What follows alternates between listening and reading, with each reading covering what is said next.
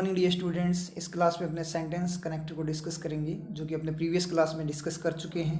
तो उसी के नेक्स्ट पार्ट को डिस्कस करेंगे। कुछ क्वेश्चंस और लिए इसके अंदर। तो स्टार्ट करते हैं डायरेक्शन को। वैसे आपको पता है इसमें करना क्या है, ठीक है। थोड़ा स्पीड में पढ़ लेते हैं डायरेक्शंस को। जो स्टूडेंट इस वीडियो को डायरेक्ट देख रहे हैं वो प्रीवियस वीडियो से एक बार गो थ्रू कर लेना, ठीक है। उसमें मैंने एक्सप्लेन कर रखा है कि इसको करना कैसे है स्टार्टिंग का, ठीक है। अब डायरेक्ट क्वेश्चन पे जाएंगे इसमें अपने।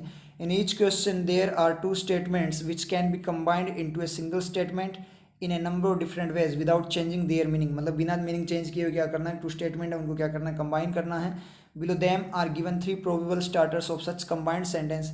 3 प्रोबेबल क्या है, स्टार्टर है ऐसे कंबाइंड सेंटेंस का। 1 2 3 और नन ऑफ देम में बी करेक्ट। 1 2 3 या नन ऑफ देम क्या उनमें से correct. Decide upon which is are correct if any and answer the question. और आंसर करना है, क्वेश्चन को डिसाइड करना है कौन सा सही है कौन सा नहीं है, उस तरीके से, ठीक है। और स्टार्टर की फॉर्म में तो स्टार्टर की फॉर्म में बात करनी है, मतलब स्टार्टिंग की फॉर्म में देना चाहिए। सेंटेंस का पार्ट दिया हुआ होगा आपको। और एक चीज़ ये जरूर ध्यान रखना कि मीनिंग चेंज नहीं होना, जो बात बोली है सेम की सेम वैसी बात है होनी चाहिए। चलो स्टार्ट करते हैं फर्स्ट क्वेश्चन को।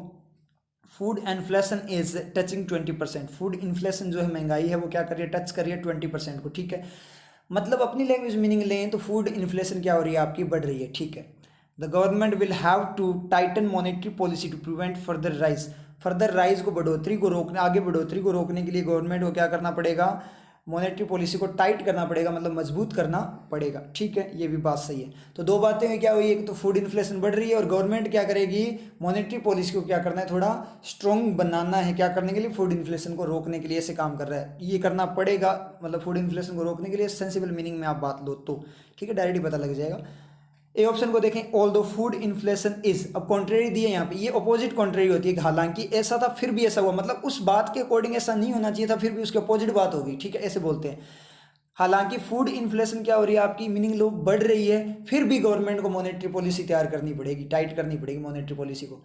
तो एक बात बताओ मुझे यहाँ पे, ये कॉन्ट्रेरी है या रीजन है मॉनेटरी पॉलिसी तैयार करने का? क्योंकि फूड इन्फ्लेशन बढ़ रही है, बिकॉज आता तो सही था ना यहाँ पे। क्योंकि फूड इन्फ्लेशन बढ़ रही है इसलिए गवर्नमेंट को मॉनेटरी पॉलिसी को तैयार करना पड़ेगा अच्छे से, समझ में से, उसको रोकने के लिए। ये बोला हालांकि फूड इन्फ्लेशन बढ़ रही है फिर भी गवर्नमेंट को तैयार करना पड़ेगा। अरे फिर भी क्या करना पड़ेगा, करना ही पड़ेगा, ठीक है। हालांकि मेरे मार्क्स बहुत अच्छे आए फिर भी मुझे फेल कर दिया गया। हालांकि मेरे मार्क्स बहुत अच्छे हैं फिर भी मुझे क्या किया गया, जैसे मान लीजिए, हालांकि मैंने क्या कर दिया, जैसे कंपटीशन को क्वालिफाई कर लिया, उसके लिए कंपटीशन में पार्ट लेने के लिए, फिर भी मुझे एंट्री नहीं दी गई। अपोजिट हो गया ना, फिर भी मुझे एंट्री नहीं, बात तो वही बोल दिया आपने कि फिर भी गवर्नमेंट को क्या करना पड़ेगा। जैसे मान लीजिए मैंने सारे पेपर क्लियर किए फिर भी मुझे एक एग्जाम और देना पड़ेगा, ठीक है, वो वाला केस होगा। अपोजिट थोड़ी है ये बात, ठीक है, समझ में आ रही है ना चीज़। तो वो सही जाता है कि मैंने सारे पेपर क्लियर कर लिए फिर भी मुझे एक और एग्जाम देना पड़ेगा, ठीक है। यहाँ कॉन्ट्रेरी जा सकती है, समझ में आ रही है ना बात। यहाँ पे क्या है, कॉन्ट्रेरी जा सकती है। हालांकि मैंने क्वालिफाई कर लिया था फिर भी मुझे एंट्री नहीं दी गई, ये भी कॉन्ट्रेरी है, एंट्री देनी चाहिए थी। अब बोल रहा है फूड इन्फ्लेशन बढ़ रही है, हालांकि फूड इन्फ्लेशन बढ़ रही है, महंगाई बढ़ रही है, फिर भी गवर्नमेंट को पॉलिसी तैयार करनी पड़ेगी। अरे उस महंगाई बढ़ रही है तभी तो तैयार करनी पड़ेगी, फिर भी क्या है, अपोजिट क्यों बोल रहे हैं। इसका मतलब ए ऑप्शन अपना गया। तो ए जो सेंटेंस है वो गया, वो नहीं बनेगा, तो ए ऑप्शन गया। उसके बाद में डी ऑप्शन गया, इन दोनों में है ना, ये दोनों ऑप्शन यहाँ पे गए। बी ऑप्शन को पढ़ना, with the tightening of monetary policy. Monetary policy की टाइटनिंग के साथ, मजबूती के साथ फूड इन्फ्लेशन बढ़ रही है, गलत हो गया। मॉनेटरी पॉलिसी की टाइटनिंग के साथ फूड इन्फ्लेशन कैसे बढ़ जाएगी भाई? मॉनेटरी पॉलिसी जब आपकी है ही मजबूत तो फूड इन्फ्लेशन तो नहीं बढ़नी चाहिए। फूड इन्फ्लेशन को रोकने के लिए तो मॉनेटरी पॉलिसी को टाइट किया गया है, किया जाएगा, समझ में आई चीज़। फूड इन्फ्लेशन को रोकने के लिए ही तो मॉनेटरी पॉलिसी को टाइट किया जाएगा। तो मॉनेटरी, इसने अभी आप बोलोगे सर हो जाए क्या पता गड़बड़ हो जाए, तो लेकिन इस सेंटेंस का मीनिंग देखना है ना दोनों का। यहाँ क्या बोला है, फूड इन्फ्लेशन बढ़ी है, यहाँ पे बोला है फूड इन्फ्लेशन बढ़ी है और मॉनेटरी पॉलिसी को टाइट करना पड़ेगा, मतलब एक्शन लेना है। अब बोल रहा है कि मॉनेटरी पॉलिसी ऑलरेडी टाइट है, उसके साथ फूड इन्फ्लेशन बढ़ी है, गलत हो गया ना। फूड इन्फ्लेशन तो बढ़ रही है लेकिन मॉनेटरी पॉलिसी तो आगे जाकर टाइट करेंगे ना। टाइट मॉनेटरी पॉलिसी के साथ में फूड इन्फ्लेशन थोड़ी बढ़ रही है, और मॉनेटरी पॉलिसी टाइट होगी तो फूड इन्फ्लेशन क्यों बढ़ेगी? दोनों मीनिंग में गलत हो गया। यहाँ मीनिंग भी नहीं ले रहा और वैसे भी बात गलत है, इस यानी मीनिंग को क्या कर नहीं कर रहा, कन्वे नहीं कर रहा, यहाँ पे सेटिस्फाई नहीं कर रहा, तो बी भी अपना गया। अब अपने पास दो ऑप्शन बचे, ओनली सी और नन ऑफ दीज। अब शुरू हो जाओ। गिवन दैट, ध्यान में रखते हुए, फूड इन्फ्लेशन, किसको, फूड इन्फ्लेशन। गिवन दैट ये बात देते हुए या ध्यान में रखते हुए, किसको, गिवन दैट का मतलब होता है ना, ये बात देते हुए, मतलब अपने क्या पढ़ते हैं, ध्यान में रखते हुए हिंदी के अंदर। गिवन दैट फूड इन्फ्लेशन, ध्यान में रखते हुए कि फूड इन्फ्लेशन क्या हो रही है आपकी, बढ़ रही है, इस बात को ध्यान में रखते हुए गवर्नमेंट को क्या करना पड़ेगा, मॉनेटरी पॉलिसी को टाइट करना पड़ेगा। इस बात को ध्यान में रखते हुए पॉलिसी तैयार करनी पड़ेगी, मजबूत पॉलिसी तैयार करनी पड़ेगी। किस बात को ध्यान में रखते हुए कि फूड इन्फ्लेशन क्या है आपकी बढ़ रही है। तो ऑप्शन सी तो अपना क्या हो गया, करेक्ट हो गया। ओनली सी हो गया, नन ऑफ दीज होगा नहीं। आई थिंक क्लियर है। मतलब इस बात को ध्यान में कि फूड इन्फ्लेशन बढ़ रही है, इस बात को ध्यान में रखते हुए गवर्नमेंट को क्या करना है, मॉनेटरी पॉलिसी तैयार करनी है, मजबूत करनी है। समझ में आया। नेक्स्ट वाले में बात करें, 12 million youth enter the Indian work force every year. 12 million youth है वो क्या करता है, एंटर करते हैं, युवा 12 मिलियन मतलब मिलियन 10 लाख को बोलते हैं, 1 करोड़ 20 लाख युवा हर साल इंडियन वर्क फोर्स में मतलब इंडियन जॉब मार्केट में क्या करते हैं, एंटर करते हैं, मतलब जॉब करते हैं।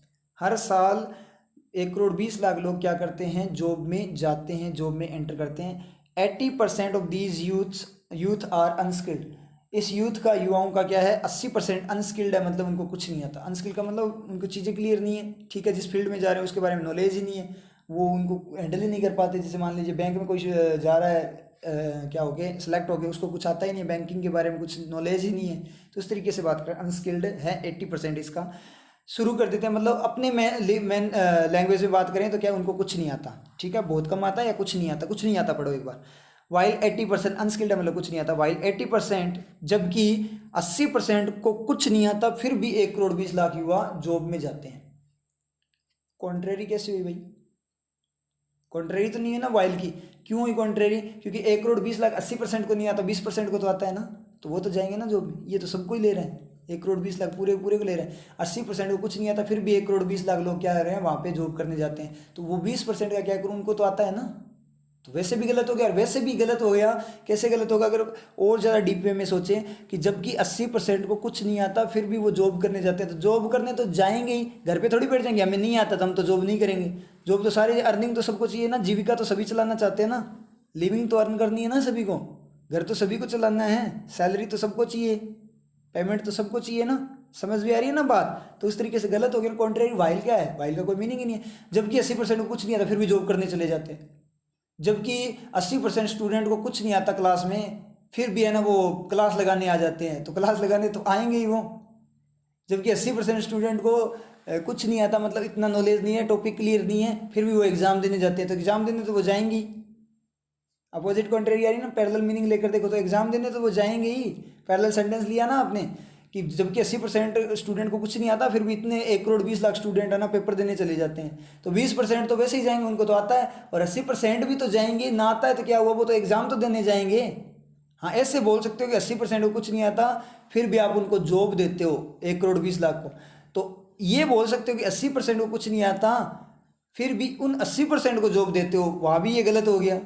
80% को कुछ नहीं आता, फिर भी 80% को जॉब दे, उन 80% को जॉब देते हो, 20% को तो जॉब देंगे, उनको तो आता है। वैसे भी गलत जा रहा है, और वैसे भी ये गलत है कि आपका बोल सकते हैं अपने कि 80% को कुछ नहीं आता, फिर भी जॉब तो करने जाएंगे, वो उनकी रिक्वायरमेंट। ए ऑप्शन गया भाई, ये समझ में आ गया आपके। ए ऑप्शन गया, मतलब ए सेंटेंस गया, तो ए ऑप्शन भी गया, सी ऑप्शन भी गया और डी ऑप्शन भी गया। बच्चा ओनली सी और नन ऑफ दीज। बी को चेक करने की जरूरत है क्या, बी को चेक करने की जरूरत नहीं है। शुरू को एग्जाम में चेक नहीं करना, यहाँ चेक कर लेंगे, सॉल्यूशन करने है ना अपने। Of the 12 million youth, 12 million youth entering the work Indian work force. अब देखना इंग्लिश में sentence, of the 12 million youth entering the work force. अब एंटर डायरेक्ट लिखना जरूरी थोड़ी है। सर एंटर तो डायरेक्ट डू एंट्री लिखना था, फिर तो मीनिंग चेंज, सेंटेंस चेंज हो जाए। सेंटेंस चेंज नहीं हो सकता है, मीनिंग चेंज नहीं होना चाहिए, समझ में आना चाहिए। सेंटेंस चेंज हो सकता है, मीनिंग चेंज नहीं होना चाहिए। एंटरिंग यूज कर दिया तो क्या हो गया, आपके ऑफ खा गया। वैसे 12 मिलियन यूथ को तो वहाँ एंटरिंग कर दो, एंटर तो नहीं कर सकते ऑफ के साथ, क्योंकि 12 मिलियन को वो ऑफ खा गया, सब्जेक्ट नहीं बनेगा 12 मिलियन, तो एंटर तो नहीं कर सकते, एंटरिंग तो कर सकते हो ना, एंटर करने वाले हो गया ना। इंडियन वर्कफोर्स में हर साल एंटर करने वाले 12 मिलियन यूथ का 80% क्या है, अनस्किल्ड है। ये तो फैक्ट बताया डायरेक्ट, क्या कि जो 12 मिलियन यूथ जो एंटर करती है ना, जॉब में जाती है, उसके 80% को कुछ नहीं आता। ठीक है, नॉर्मल सी बात बताइए कि जितने स्टूडेंट, मान लीजिए क्लास में ये इतने 200 स्टूडेंट आए हैं ना, इनमें से है ना 10% को कुछ नहीं आता, तो क्या दिक्कत है। तो सही बात बोल रहा है, 10% को नहीं आता, नहीं आता, मतलब फैक्ट बताया उसने, तो डायरेक्ट वो बात ही बोल दी उसने। तो सेंटेंस क्या बनेगा इंग्लिश में, of the 12 million youth entering the Indian work force every year 80% are unskilled. अपने आप, या ऐसे पढ़ो 80% of the 12 million entering the Indian work force are unskilled. तो ऑफ आप पहले लगा दो तो भी कोई दिक्कत नहीं। ये देखो नया सेंटेंस आ गया, अपने क्या करते हैं, 80% ऑफ होना चाहिए था, 80% ऑफ 12 मिलियन यूथ, तो वो भी सही है। और of the 12 million youth 80% are unskilled. 12 million youth का 80% क्या है, अनस्किल्ड है। 80% 12 मिलियन यूथ का अनस्किल्ड है, 12 मिलियन यूथ का 80% है अनस्किल्ड है। तो दोनों तरीके से बोल सकते हैं ना, तो ये कोई दिक्कत नहीं है। ऑफ पहले आगे कि सर सेंटेंस के स्टार्ट में है सेंटेंस, ये तो सर मैंने कोई स्ट्रक्चर देखी नहीं, ऑफ से सेंटेंस स्टार्ट होना, और सेंटेंस तो आपका स्टार्ट होता है स्ट्रक्चर इतनी टेंस की पड़ी है सब्जेक्ट से, सब्जेक्ट प्लस हेल्पिंग वो पता नहीं क्या क्या, ठीक है, इससे स्टार्ट होती है। ओ पहले आगे सर ऐसी तो मैंने कोई स्ट्रक्चर देखी नहीं है, तो मुझे तो ये समझ भी नहीं आया सर। टेंस सब आते हैं मुझे सारे क्लियर, टिप्स पे क्लियर है सारी स्ट्रक्चर, फिर भी मुझे है ना समझ में नहीं आता, पढ़ना नहीं आता। तो टेंस के बाद भी सर सारे बोलते हैं कि टेंस आने लग जाएंगे तो आपको पढ़ना आने लग जाएगा, तो टेंस आता है फिर भी पढ़ना नहीं आता। तो टेंस आपको आते कहाँ हैं, आपकी तो रटी हुई चीज़ें आती है ना, वो स्ट्रक्चर जो रटी हुई वो आती है, आपको सेंटेंस नहीं आते ना। टेंस का मतलब क्या है, सेंटेंसेस की वर्किंग होती है ना, तो सेंटेंसेस की वर्किंग नहीं आती है आपको, स्ट्रक्चर आती है जो कि क्या है, रूल्स आते हैं, वो रटे हुए हैं आपके। समझ में आ रही है ना बात। तो रूल्स यहाँ पे रटने नहीं है, देखो स्ट्रक्चर आपकी गलत हो, इसलिए अपने को आज तक कभी समझ नहीं है कि ये सेंटेंस बात क्या कर रहे हैं। अपने को वो सेंटेंस सही भी लगता है और गलत भी लगता है। मैक्सिमम तो क्या होता है कि सारे में ही एरर दिखाई देती है, क्यों, क्योंकि अपने क्या करते हैं स्ट्रक्चर के साथ उसको क्या करते हैं, कंपेयर करते हैं, तो एरर तो दिखाई देगी। समझ में आई ना बात। ये चीज़ें ध्यान रखनी है कि सेंटेंस कैसे वर्क करता है, फिर गड़बड़ नहीं होगी, जैसे अपने तरीके से करते हैं अपने आप लोगों को गड़बड़ नहीं होगी। समझ में आ रही है ना बात, तो ये चीज़ ध्यान रखना। तो सी ऑप्शन अपना क्या हो गया, टिक हो गया। सी जो सेंटेंस सही है, इसका मतलब बी ऑप्शन अपना क्या हो गया, टिक हो गया। नन ऑफ दीज होगा नहीं कि इन ऑप्शन में से एक ऑप्शन आ गया। अब सिंस वाला चेक करना है तो कर लो, क्योंकि 12 मिलियन यूथ एंटर करती है इसलिए 80% को कुछ नहीं आता। ये भी गलत होगी, रीजन थोड़ी है कि 1 करोड़ 20 लाख एंटर करते हैं ना इसलिए 80% को नहीं आता। अगर कम करते होते ना तो सबको आता, ये तो कोई मीनिंग नहीं है ना। कम करते कि 10 लोग आते ना, 10 लोग जॉब करने जाते तो उनको आता। अच्छा, वो 10 लोग जिनको कुछ भी नॉलेज ना हो, बिल्कुल अनपढ़ उस फील्ड से कभी लेना देना ही नहीं है, उनको आता होगा क्या? 10 जो 10 है वो 10 के 10 भी तो अनस्किल्ड हो सकते हैं और 10 के 10 स्किल्ड भी तो हो सकते हैं ना। समझे चीज़, जैसे 200 स्टूडेंट क्लास में बैठते, क्योंकि क्लास में 200 स्टूडेंट है ना इसलिए है ना 150 स्टूडेंट को कुछ नहीं आता, क्योंकि स्टूडेंट ज़्यादा है। क्यों, सारे के सारे स्टूडेंट टैलेंटेड नहीं हो सकते और सारे के सारे डफर नहीं हो सकते, दोनों चीज़ें हो सकती है ना। 200 के 200 अनस्किल्ड नहीं हो सकते, 200 के 200 स्किल्ड नहीं हो सकते हैं ना। तो रीज़न थोड़ी है कि ज़्यादा स्टूडेंट है इसलिए नहीं आता, तो ये तो कोई रीज़न नहीं है कि ज़्यादा लोग जाते हैं इसलिए उनको जॉब नहीं आती, कि ज़्यादा हो गए तो सारे के सारे स्किल्ड हो, तो क्या दिख रहा है, सबको क्या आ नहीं सकता। भीड़ से नॉलेज क्या क्या मीनिंग भाई, तो ये अपना क्या हो गया, गलत हो गया बी। अब समझ में आ गया ना सॉल्यूशन में। वैसे आपका क्वेश्चन तो पहले ही हो गया था, सेंसिबल वे में डायरेक्ट टिक कर दिया था अपने ऑप्शन के साथ। ऑप्शन के साथ चलना है, स्पीड आएगी वहाँ पे। नेक्स्ट वाले पे चलते हैं, थर्ड के अंदर। The government has decided to install renewable energy devices at prominent site. Prominent का मतलब जो आपकी प्रमुख मेन मेजर साइट्स है वहाँ पे, जगह जो है प्लेसेस वगैरह। तो गवर्नमेंट ने डिसाइड किया, बात देखना, गवर्नमेंट ने इंस्टॉल करने का डिसाइड किया, इंस्टॉल नहीं किया, मीनिंग ले लो माइंड में। गवर्नमेंट ने इंस्टॉल करने का, डिवाइसेस लगाने का डिसीजन लिया है, ना कि उसे डिवाइसेस लगा दिए, ठीक है। आगे, citizens will be more aware of their benefits. Citizens उन डिवाइसेस के बेनिफिट के का क्या होंगे, अवेयर होंगे, मतलब नॉलेज होगा उन्हें उन डिवाइसेस का, ये डिवाइसेस किससे वर्क करते हैं। रिन्यूएबल का मतलब एनर्जी को रेन्यू करने वाले, तो लोग अवेयर होंगे तो वो भी क्या करेंगे, एनर्जी को रेन्यू करेंगे, जो कि एक रिक्वायरमेंट है, प्राइमरी रिक्वायरमेंट आज के टाइम की, बहुत मोस्ट इंपॉर्टेंट रिक्वायरमेंट है एनर्जी को रिन्यू करना, ठीक है। तो सिटीजन्स क्या होंगे, उनके बेनिफिट के क्या होंगे, अवेयर होंगे, किसके, उन डिवाइसेस के, ठीक है। द गवर्नमेंट डिसीजन, गवर्नमेंट का जो डिसीजन है क्या करने का, रिन्यूएबल एनर्जी डिवाइसेस को इंस्टॉल करने का, will make citizens more aware. Will make से कनेक्ट करके देखो, ग्रामेटिकल फॉर्म में तो आपका सेंटेंस सही चला गया, लेकिन मीनिंग की फॉर्म में सेम मीनिंग है क्या, गवर्नमेंट का डिसीजन लोगों को अवेयर करेगा या गवर्नमेंट इंस्टॉल कर देगी डिवाइसेस को उसके बाद में अवेयर होंगे, डिवाइसेस लगने के बाद में अवेयर होंगे या डिसीजन लेते ही अवेयर होंगे। मैंने क्लास में पढ़ाने का डिसीजन लिया तो डिसीजन लेते ही आपको अवेयरनेस आ गई, या मैं क्लास में पढ़ाऊंगा उसके बाद में अवेयरनेस आएगी। सोचो बात को, मैंने क्लास में पढ़ाने का डिसीजन लिया है तो स्टूडेंट्स क्या होंगे, अवेयर होंगे। कोई टॉपिक में पढ़ाने का डिसीजन लेता हूँ तो स्टूडेंट क्या होंगे, उस टॉपिक के बारे में अवेयर होंगे। तो जब टॉपिक पढ़ा दूंगा तब अवेयर होंगे या डिसीजन लेते ही अवेयर हो जाएंगे, नहीं होंगे ना, डिसीजन से अवेयर नहीं होंगे। पैरेलल सेंटेंस ले लिया आप लोगों ने। डिसाइडिंग टू इंस्टॉल, इंस्टॉल करने का डिसाइड करते हुए, अब दो सेंटेंस सब्जेक्ट बन सकते हैं, एक तो क्या है गवर्नमेंट, आईएनजी क्लोज बनेगा ना, डिसाइड करते हुए कौन डिसाइड कर रहा है, और या क्या बनेगा, सिटीजन्स बनेगा, ठीक है। या तो सिटीजन बनेगा इसका सब्जेक्ट, या फिर क्या बनेगा, आपका सब्जेक्ट बनेगा गवर्नमेंट। तो सिटीजन तो बन नहीं सकता, सिटीजन तो डिसाइड कर नहीं रहे, तो वो तो गलत हो गया। तो ये आईएनजी क्लोज किसका बनेगा, गवर्नमेंट का ही बनेगा, कि डिसाइड का एक्शन कौन करना है, गवर्नमेंट कर रही है। तो अब इसको ऐसे पढ़ें, तो डिसाइड करते हुए, इंस्टॉल करने का डिसाइड करते हुए गवर्नमेंट सिटीजन्स को अवेयर करेगी। तो सिटीजन्स को गवर्नमेंट अवेयर कर रही है या वो आपके रिन्यूएबल एनर्जी डिवाइसेस के कारण अवेयर हो रहे हैं? समझ में आई बात? तो चेक करना एक बार। और दूसरी बात ये है, मीनिंग तो यहीं से गया कि रिन्यूएबल एनर्जी डिवाइसेस को इंस्टॉल करने का डिसाइड करते हुए अवेयर कर रही है। अब मैं पढ़ाने का डिसाइड कर, अब पैरेलल सेंटेंस मिल चुका है अपने को, कोई दिक्कत नहीं, समझ में आ जाएगा। मैं पढ़ाने का डिसाइड करते हुए आपको अवेयर करूंगा या पढ़ाते हुए अवेयर करूंगा? पढ़ाते हुए करूंगा ना, इंस्टॉल करने के बाद अवेयर होंगे ना वो। तो इसका मतलब कि डिसाइड करते हुए कैसे अवेयर कर देंगे, डिसीजन के साथ कैसे अवेयर कर देंगे? अवेयर तो जब होगे जब वो चीज़ आपके सामने लेकर आओगे, आप उस चीज़ के बारे में नॉलेज दोगे, उस चीज़ के बारे में बताओगे, तब होगा। आपके डिसीजन से थोड़ी अवेयर हो जाएंगे।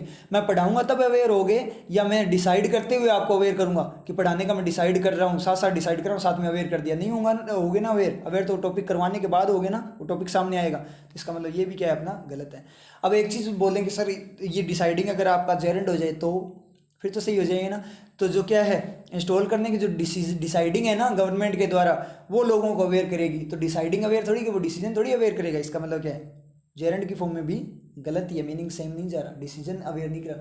ये चीज़ आपको माइंड में पिक्चर बन रही है क्या कि डिवाइसेस लगने के बाद अवेयर होंगे या डिसाइड करने से अवेयर होंगे? डिवाइसेस के बाद में होंगे ना, लोगों को अवेयर करने के लिए तो डिवाइसेस लगाए जा रहे हैं ना। तो लोग अवेयर कब होंगे? डिवाइस लगने के बाद होंगे ना। ये माइंड में पिक्चर बननी चाहिए कि चल क्या रहा है, डिवाइस लगते हुए दिखनी चाहिए, मैं पढ़ाता हुआ दिखना चाहिए। पैरेलल एग्जांपल में पढ़ाते हुए अवेयर होगे ना आप, डिसाइडिंग के साथ नहीं होगे ना। समझ में आ रही है बात? इसलिए पिक्चर बनानी है।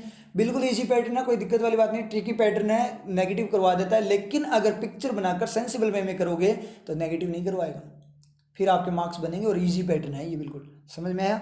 नेक्स्ट में चलें सी में, बाय मेकिंग सिटीजन्स। अब सिटीजन्स को अवेयर बनाते हुए गवर्नमेंट ने डिसाइड किया है, क्योंकि बात तो डिसाइड किया ना, इंस्टॉल तो नहीं किया ना अभी तक डिसाइड हुआ है ना। इस सेंटेंस में मीनिंग क्या है, बात क्या है, डिसाइड करने का है, इंस्टॉल करने का नहीं है। इंस्टॉल नहीं हुआ, सिर्फ डिसाइड हुआ है। तो लोगों को अवेयर बनाते हुए क्या किया है गवर्नमेंट ने, डिसाइड किया। अवेयर बनाते हुए डिसाइड किया है तो पहले ही अवेयर बना दिया, बिना डिवाइसेस यूज़ किए, बिना पढ़ाई अवेयर हो गया आप। मतलब क्या हुआ, मैं क्या है आपको अवेयर करते हुए उस टॉपिक के बारे में मैंने टॉपिक पढ़ाने का डिसीजन लिया है। हो गया ना गड़बड़, डिसीजन लिया है आपको अवेयर करते टॉपिक। फिर अब डिसीजन क्यों ले रहा है भैया आगे, जब बच्चे अवेयर ही हो गए तो टॉपिक करवाने की जरूरत ही क्या है? समझ में आई ना बात? तो डिसाइड, सिटीजन्स को अवेयर बनाते हुए डिसाइड नहीं किया, डिसाइड किया है डिवाइसेस लगाने का। और डिवाइसेस क्या होंगे, उनके बेनिफिट से लोग अवेयर होंगे। और बेनिफिट कब आएगा, जब डिवाइसेस लग जाएंगे। डिसीजन से बेनिफिट नहीं आना डिवाइसेस का, दीज देयर बेनिफिट का मतलब कि डिवाइसेस का बेनिफिट है ना। तो ये भी अपना क्या हो गया, गलत हो गया। तो ऑप्शन अपना क्या हुआ, ए भी गया, बी भी गया, सी भी गया, डी भी गया, नन ऑफ दीज क्या हो गया, यहाँ पे आपका आंसर क्लिक हो गया। आई थिंक ये क्लियर है। अब नेक्स्ट क्वेश्चन पे चलो। The company sales were low at the beginning of the year. Company की जो सेल्स थी, बिक्री थी, वो क्या थी, लो थी। कब, beginning of the year, year की बिगिनिंग पे, स्टार्टिंग में क्या थी, लो थी। It's cells have picked up in the past few months. इसकी जो सेल्स है वो क्या हो चुकी है, पिछले कुछ महीनों में पिकअप हो चुकी है, मतलब बढ़ चुकी है। तो कंपनी की जो सेल्स थी वो क्या थी, स्टार्टिंग में लो थी, और इसकी जो सेल्स है वो पिछले कुछ महीनों में बढ़ चुकी है। ये दोनों बातें, मतलब स्टार्टिंग में लो थी, पिछले महीनों बढ़ चुकी है। शुरू करो एक को, दो द कंपनी सेल्स वर लो। हालांकि कंपनी की सेल्स स्टार्टिंग में लो थी, फिर भी पिछले कुछ महीनों में इसकी सेल्स क्या हो चुकी है, बढ़ चुकी है। बिल्कुल सही है, कॉन्ट्री अपोजिट है ना, कि स्टार्टिंग में लो थी फिर भी बढ़ चुकी है। बिल्कुल सही है, लो होगी मतलब बेस उसको लो मिला है, तो आगे चांसेस कम हो जाते हैं ना इंक्रीज होने के, ग्रोथ के चांसेस कम हो जाते हैं ना। फिर भी अपोजिट चीज़ हुई है, इसका मतलब क्या, कॉन्ट्री बिल्कुल सही दे रहा है। ऐसे अपने बोलो, although the weather was very bad the students came to the class. हालांकि मौसम बहुत ख़राब था, फिर भी स्टूडेंट क्या हुए, क्लास में आए। समझ में आई बात? मतलब मौसम खराब के कारण स्टूडेंट्स के आने के चांसेस कम थे, फिर भी वो आ गए, अपोजिट काम हो गया ना। तो सेम का सेम, ऑल दो वाला क्या है आपका सही है। तो ए ऑप्शन जिसमें नहीं है वो गलत हो जाएगा, ये डी गया। और ई ऑप्शन जाएगा कि नहीं जाएगा, नन है यहाँ पे। अब देखना दोनों में डिफरेंस देखना, नन ऑफ दीज और नन में क्या डिफरेंस होता है। ये इसलिए मैंने यहाँ पे नन रखा है अब की बार, पहले तीन में नन ऑफ दीज रखा था, इसमें नन रखा है, ठीक है। अब दोनों में डिफरेंस देखना, नन और नन ऑफ दीज में क्या डिफरेंस। नन का मतलब होता है कोई नहीं, और नन ऑफ दीज का मतलब इनमें से कोई नहीं। रीजनिंग में आता है ना, कोई नहीं, इनमें से कोई नहीं, नन और नन ऑफ दीज आता है। तो नन का मतलब होता है कॉम्बिनेशन, कोई नहीं बना रहा, मतलब ये वर्क करेगा इन सेंटेंसेस पे, ये तीन जो सेंटेंस दिए गए उन पे, समझ में, तीन पार्ट जो है, ठीक है। तो नन वर्क करेगा इनमें से कोई नहीं, तो ए तो है, इसका मतलब नन तो गया। नन ऑफ दीज वर्क करता है ऑप्शन में, नन ऑफ दीज के लिए आपको सारे ऑप्शन चेक करने हैं, उसके बाद में वो वर्क करेगा, ठीक है। और नन वर्क करेगा ऊपर वाले क्वेश्चन पे। समझ में है ना बात? ये चीज़ ध्यान रखना, रीजनिंग में भी बहुत काम आती है ये चीज़। तो वहाँ रीजनिंग को यूज़ करो इंग्लिश के अंदर, इंग्लिश को यूज़ करो रीजनिंग में। तो सेंसिबल मीनिंग में हर चीज़ की वर्किंग पता होनी चाहिए आपको। नन ऑफ दीज की वर्किंग भी पता होनी चाहिए। नन ऑफ दीज की वर्किंग क्या है? ऑप्शन पे वर्क करता है। नन की वर्किंग क्या है? क्वेश्चन पे वर्क करता है। समझ में आया? नन का मतलब कोई नहीं, गलत हो गया डायरेक्ट ही ऑप्शन चेक करने से पहले। क्यों? क्योंकि ए ऑप्शन तो बन रहा है, ए वाला जो सेंटेंस है वो तो आपका बन रहा है, तो नन तो यहाँ पे क्या हो गया? कॉम्बिनेशन कोई नहीं बना रहा, इसका मतलब ये क्या है? आपका गलत है। I think clear? नन और नन ऑफ दिस का डाउट? ठीक है, ये गड़बड़ हो जाती है स्टूडेंट के, समझ में नहीं आता सर नन और नन ऑफ दिस में क्या डिफरेंस। अब मिल गया? ठीक है। उसके बाद में बात करें despite of low sales at the beginning of the year, मतलब ईयर की बिगिनिंग पर, स्टार्टिंग में लो सेल्स के बावजूद सेल्स लास्ट में जाकर इंक्रीज होगी। बिल्कुल सही, ये भी कॉन्ट्रेरी को बता रहा है। ऑल्दो आपका वैसे वर्क कर रहा है तो ये डिस्पाइट आपका नाउन वगैरह के साथ वर्क करता है, क्लोज मान लीजिए क्लोज वगैरह के साथ कर जाता है। मतलब ये भी क्या कर रहा है? कॉन्ट्रेरी को ही बताता है कि कम सेल के बावजूद भी लास्ट में बढ़ गई। बिल्कुल सही बात है, कोई दिक्कत नहीं है, बिल्कुल सही जा रहा है मीनिंग। लेकिन ग्रामेटिकल फॉर्म में क्या है? ये गलत है। ये ग्रामेटिकल फॉर्म में गलत है। कैसे? क्योंकि डिस्पाइट के साथ क्या नहीं आता? ऑफ नहीं आता। डिस्पाइट डायरेक्ट आता है, इंस्पाइट ऑफ आता है। ये अब मत बोलना कि सर डिस्पाइट के साथ ऑफ क्यों आता है, इंस्पाइट के साथ ऑफ क्यों नहीं आता। इंस्पाइट ऑफ खुद एक वोकेब है और डिस्पाइट खुद एक वोकेब है। डिस्पाइट वोकेब है, डिस्पाइट ऑफ वोकेब नहीं होती। इंस्पाइट ऑफ वोकेब होती है, इंस्पाइट है वोकेब उस टाइप से नहीं होती। समझ में आई चीज़? तो इंस्पाइट ऑफ और डिस्पाइट का मीनिंग सेम होता है। डिस्पाइट के साथ ऑफ नहीं लगता और इंस्पाइट के साथ है ऑफ लगता है। समझ में आई ना चीज़? तो इस तरीके से ये क्या करेगा? आपका वर्क करेगा। तो डिस्पाइट ऑफ के कारण गलत हो गया। बी ऑप्शन अपना गया, तो बी कितनों में? ये भी गया, सी ऑप्शन भी गया, और सारे गए हुए थे। नन ऑफ दीज नहीं है, अब आप टिक कर सकते हो आराम से। नन ऑफ दीज नहीं है तो आप क्या कर सकते हो? टिक कर सकते हो। ठीक है, ऑप्शन ओनली ए तो आपका है, सी को चेक करने की जरूरत नहीं है। क्यों? एग्जाम में आपका हो चुका है। ठीक है, क्योंकि ऑप्शन ही एक बचा था, हो गया। लेकिन यहाँ अपने सॉल्यूशन के लिए करते हैं। आप नेक्स्ट क्वेश्चन पे चले जाओगे एग्जाम के अंदर, लेकिन यहाँ सॉल्यूशन के लिए कर रहे हैं तो सॉल्यूशन करो सी का। When ever the country cells have picked, जब भी कंट्री की सेल पिक हुई है लास्ट में जाकर स्टार्टिंग में लोई थी। तो ये कोई रीजन टाइप तो हो गया ना, ये एक टाइप से फिक्स बात बोल देना कि जब भी लास्ट में जाकर इंक्रीज हुई है ना, तो स्टार्टिंग में क्या थी? लोई थी। तो जरूरी तो नहीं है स्टार्टिंग में, तो हाई हो सकती है ना। तो सी ऑप्शन भी अपना कि जब भी क्या होती है? लास्ट में पिक होती है ना, हुई है, तो स्टार्टिंग में लो थी। गड़बड़ हो गई ना, स्टार्टिंग में लो थी, जब भी हुई है, तो हर बार की थ्रू है, ये तो एक बार की बोल रहा है। इसका मतलब क्या? सी ऑप्शन भी अपना क्या हो गया? गलत हो गया। नेक्स्ट क्वेश्चन में चलेंगे। और वैसे भी सी हो गलत हो ना हो, सी ऑप्शन वहाँ दे ही नहीं रखा, तो ओनली ए तो आपका सही हो ही गया। ठीक है, वैसे ओनली ए सही नहीं होगा, नन ऑफ दीज के साथ ओनली ए बोला है ना। मान लो अगर सी ऑप्शन आपका सही होता तो ओनली ए, केवल ए नहीं है, सी भी है, तब वहाँ भी नन ऑफ दीज टिक होता। समझ में आई ना बात? अब यहाँ चेक कर लो एक बार। जब मान लीजिए ए ऑप्शन यहाँ पे क्या है? सही है, और यहाँ पे क्या है? सी ऑप्शन भी सही है, दोनों सही है, और इसने बोल दिया ओनली ए, और यहाँ नन नहीं होता, नन ऑफ दीज होता। नन है इसलिए गड़बड़ हो जाएगी, नन है तो इसलिए तो ओनली ए आपको टिक करना ही पड़ेगा मजबूर होकर। ठीक है, ऑप्शन अपने पास कुछ बचेगा ही नहीं, कॉम्बिनेशन है। नन ऑफ दीज होता तो कैसे गड़बड़ होता? नन ऑफ दीज कैसे टिक होता? क्योंकि केवल ए ही बना रहा है, तो सिंस सी भी बना रहा है ना, केवल ए तो नहीं बना रहा ना, इसका मतलब क्या? ओनली केवल ए नहीं है, सी भी है। अगर यहाँ बोलते ना ए, ओनली हटा देते, फिर आपका ए ऑप्शन टिक हो जाता। लेकिन क्योंकि ए और सी ऑप्शन कहीं नहीं है ना, ए और सी होता वो तो टिक होता ही होता। ओनली ए गलत हो जाए क्योंकि केवल ए नहीं है, ए ऑप्शन तो है सही, ए देता तो सही है कि कौन सा कॉम्बिनेशन सही है? हाँ ए सही है, ओनली केवल ए है तो गलत है क्योंकि सी भी सही है, फिर नन ऑफ दिस टिक होता। लेकिन यहाँ नन है, यहाँ आप नहीं कर सकते, यहाँ आपको ओनली ए मजबूर होकर करना पड़ता गलत होते हुए, क्योंकि और कोई ऑप्शन आपको मिलता नहीं है। थोड़ा बहुत ठीक तो है, एक ऑप्शन तो टिक करना ही होता है ना एग्जाम में, तो वो आपकी चेकिंग होती है, एग्जामिनर चेकिंग करता है। तो ऐसे ट्रिक भी वो ऑप्शन में खेल सकता है, तब क्या करोगे भाई? तो सेंस नहीं होगा तो कुछ नहीं करोगे। नॉलेज है आपको, चीज़ें क्लियर है आपको, मीनिंग बनाने आते हैं, सब कुछ आता है, सेंस अपना वर्क नहीं करता, चीज़ों की सिचुएशन को हैंडल करना नहीं आता, तब कैसे करोगे? आते हुए क्वेश्चन गलत हो जाएगा ना। तो सारी चीज़ों के अंदर आपको क्या करना है? आगे रहना है, हर चीज़ आपकी क्लियर होनी चाहिए, समझ में आए चाहिए। नॉलेज भी होना चाहिए, प्लस हर फील्ड का आपको नॉलेज होना चाहिए, उसके साथ में प्लस क्या होना चाहिए? सेंस क्लियर होना चाहिए, पिक्चर बननी चाहिए, और पता होना चाहिए कि बातें कैसे हो रही है, हर चीज़ क्लियर होनी चाहिए, तब जाके आप क्या होगे? सक्सेस होगे लाइफ के अंदर। समझ में आ रही है चीज़? ये चीज़ें रिक्वायरमेंट है आज के टाइम की। ठीक है, तो इसको दोबारा स्टार्ट करते हैं। With his preserving practice of classical, classical की जो प्रिजर्विंग प्रैक्टिस, प्रिजर्विंग का मतलब संरक्षित फॉर्म में, मतलब जो बनी हुई प्रैक्टिस है उसकी, क्लासिकल की बहुत ज़्यादा। He would have been a famous singer, वो क्या हुआ होता? एक फेमस सिंगर होता।